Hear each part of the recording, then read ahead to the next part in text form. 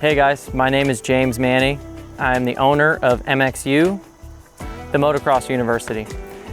Today what I want to do is take you guys through every single aspect of the attack position, simply because it's the most important position on a dirt bike.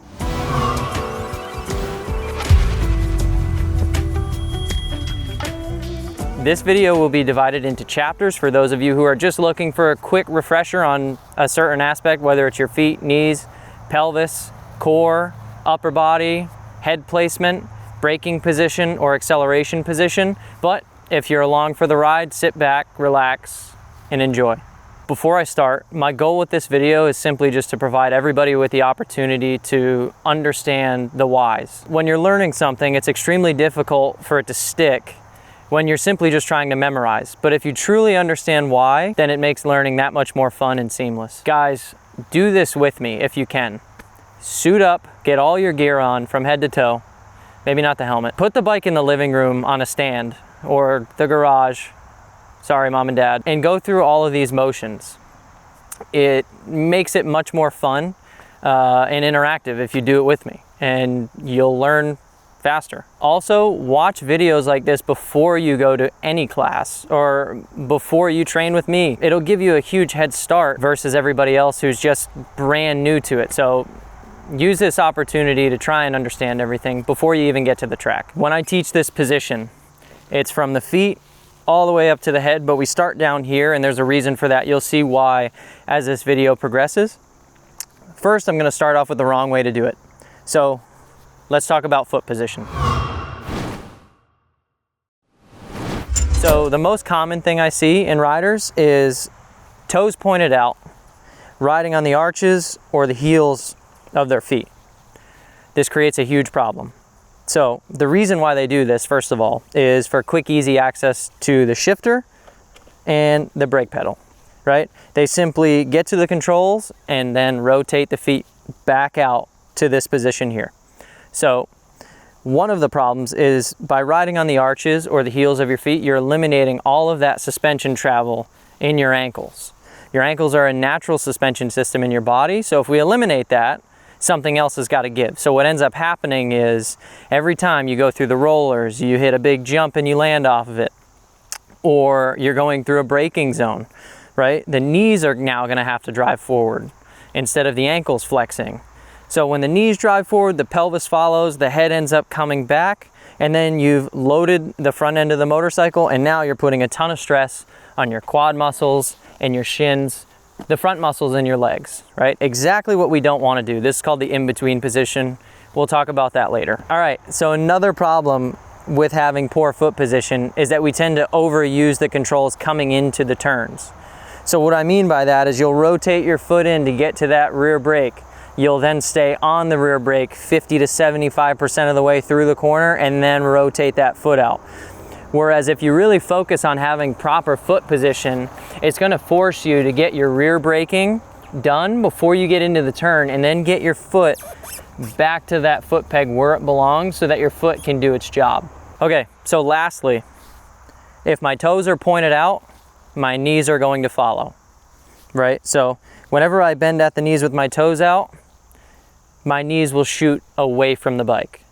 That's a huge problem. We need to be totally connected with the motorcycle with our lower legs. If we're not, there goes our control and there goes our stability. All right, so what we need to do is focus on rotating our toes inwards so that the knees also drive inwards. It's very natural feeling, and this is how we need to grip the motorcycle.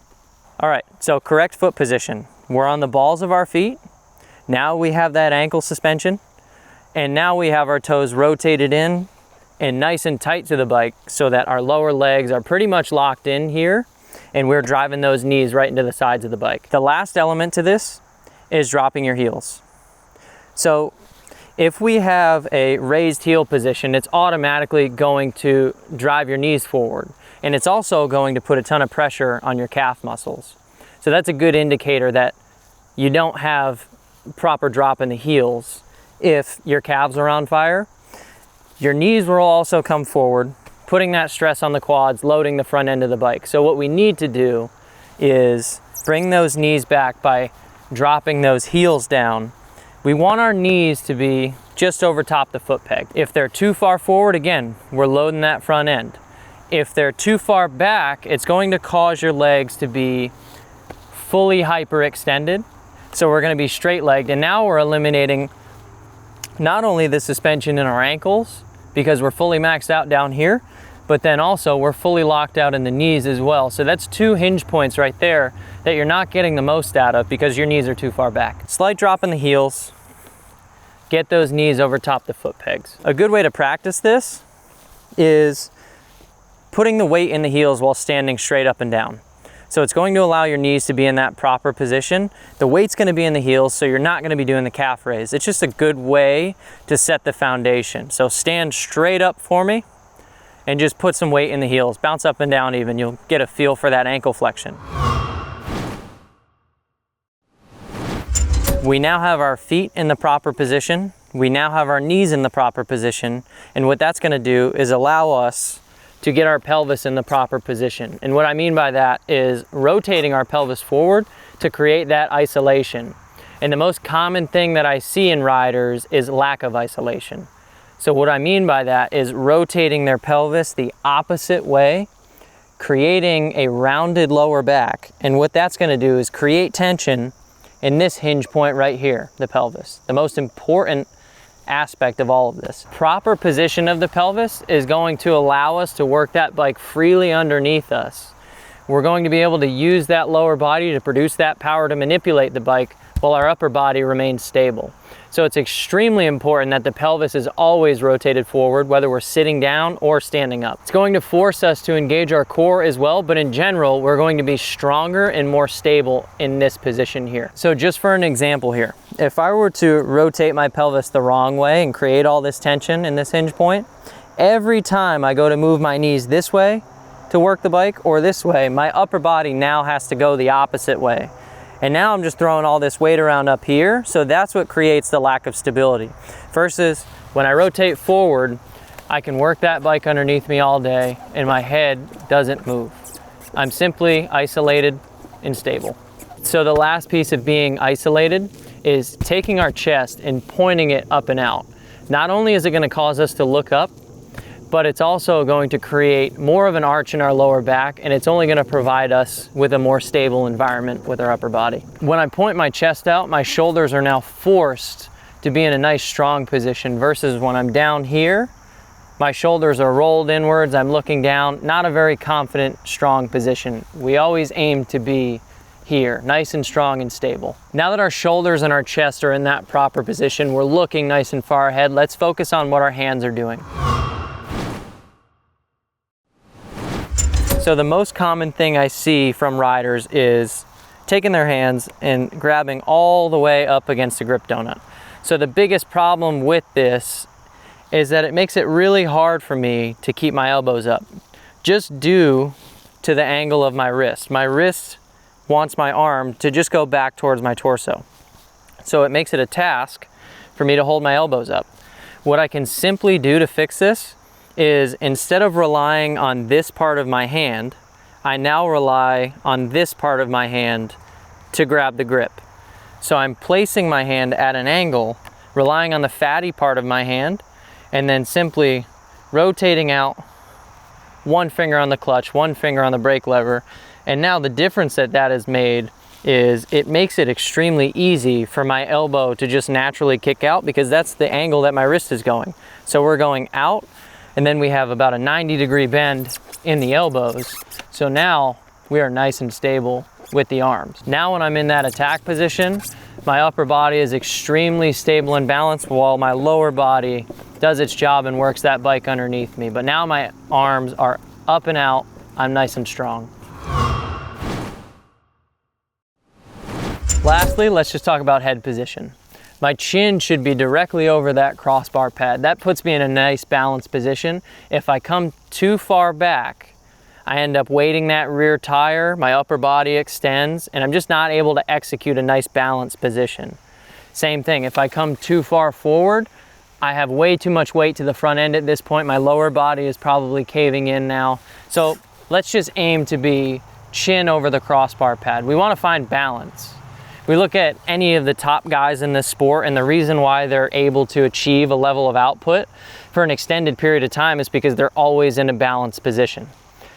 So speaking of that, let's talk about acceleration in the attack position, and let's talk about deceleration in the attack position. So speaking of balance, we just need to compensate for gravity to achieve it. And what I mean by that is when you get on the throttle, you have to meet it with some sort of opposite movement. So that just means when I get on the gas, my head has to come forward. What we don't want to do is allow our lower body to cave to the front of the bike as we bring the head forward. That'll just bring way too much weight to the front, and then again, puts all that stress in the front half of that leg. So we really want to avoid doing that. The right way to do this is to straighten those knees out, drive that head forward, but we don't want to let the knees come forward. So lower legs are pretty much locked in, aside from your feet flattening out slightly when your legs straighten out, and you're just bringing your head forward. You're almost bringing the handlebars into your hips as you accelerate, and that's just enough to allow you to compensate for that force. You want to apply this right before you start to get on the throttle. So we don't want to react to getting on the throttle by getting forward. We want to initiate that movement and beat that force so that we're not having to pull ourselves forward and using all of our strength to get there. So now that we've talked acceleration, let's talk deceleration. When I say get super far forward when you accelerate, most people think, okay, well, get super far back when you decelerate, and that's not the case. You want to focus more on coming down rather than coming back. So when we come back like that, we're going to end up driving too much weight to the rear wheel, and the front end's just going to want to push. Again, the upper body extends, and it just creates a mess. What I want you guys to think about is compressing. So the goal of this is to lower your center of gravity and get in a nice, strong, and stable position. So we're going to hinge at the knees, we're going to drive the pelvis back, and we're going to bring the head down. We're not bringing the head back and extending the arms, we're bringing everything to compress. So in a really rough or technical section, if we start to decelerate, we get on those brakes and we start to extend to the rear of the bike, we're now loading that rear tire with all that weight. As far as the bike goes, all we're doing is compressing that shock more so than we are the forks. It's going to compress, compress, compress, and then not have a chance to rebound, and that's called packing. And then you run the risk of getting unloaded over the front of the bike.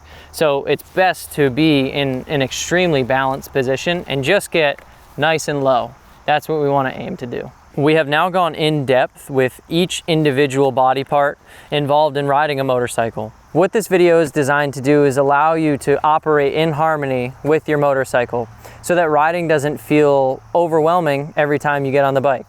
We want to become pilots and not passengers to the situation. We want to initiate the movements instead of reacting to everything that comes to us on the track. I hope you guys enjoyed everything. To those of you who stayed all the way through, thank you so much.